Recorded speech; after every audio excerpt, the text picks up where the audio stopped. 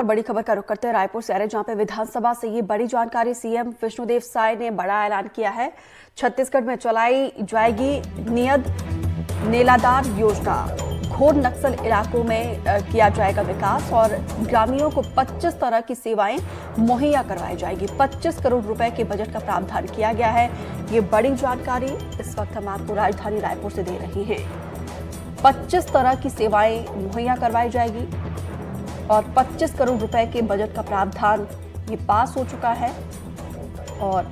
CM की तरफ से ये बड़ा ऐलान किया गया है। नीलेश त्रिपाठी, नीलेश, ये योजना क्या है, विस्तार से बताइए और इस योजना का फायदा किस तरीके से उन इलाकों में मिलेगा जो सबसे ज्यादा नक्सल प्रभावित इलाका है। देखिए, बिल्कुल ये सरकार की कवायद है कि जो नक्सल प्रभावित इलाके हैं उनमें जो गांव है जहां तक सुविधाएं अब तक नहीं पहुंच पाई हैं और जहां पर फोर्स की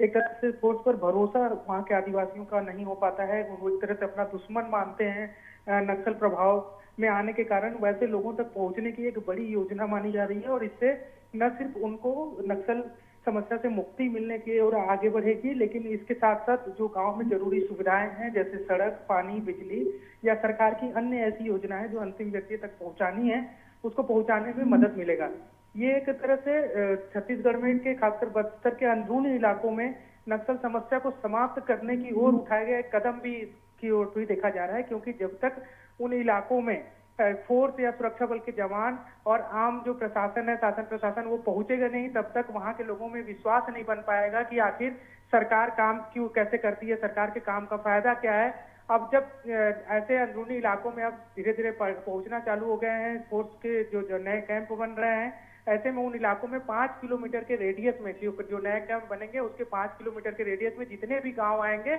उनको सरकार की हर योजना,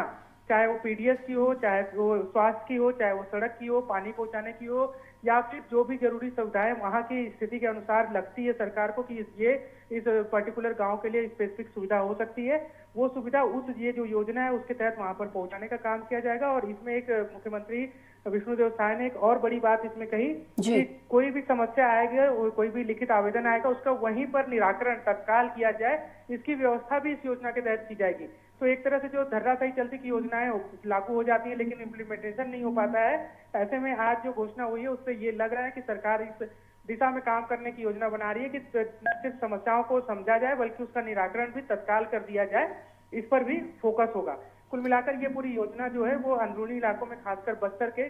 जो अंदरूनी इलाके हैं जहाँ नए कैंप खोले जा रहे हैं, वहां पर आसपास के गांवों में सुविधाएं मुहैया कराने के लिए लाभकारी हो सकती हैं, अगर इसको जिस मंशा से ऐलान किया गया उसी मंशा से प्लेटफॉर्म पर लाया जाए, इम्प्लीमेंटेशन किया जाए और जमीन पर काम किया जाए। जी बिल्कुल जरूरी है। बस्तर और दंतेवाड़ा जैसे कुछ इलाके ऐसे हैं जहां पे सबसे ज्यादा प्रभाव है नक्सल का, और उम्मीद करते हैं कि इस योजना का सही तरीके से जमीनी स्तर पर एग्जीक्यूशन हो। फिलहाल विस्तार से जानकारी साझा करने के लिए आपका शुक्रिया।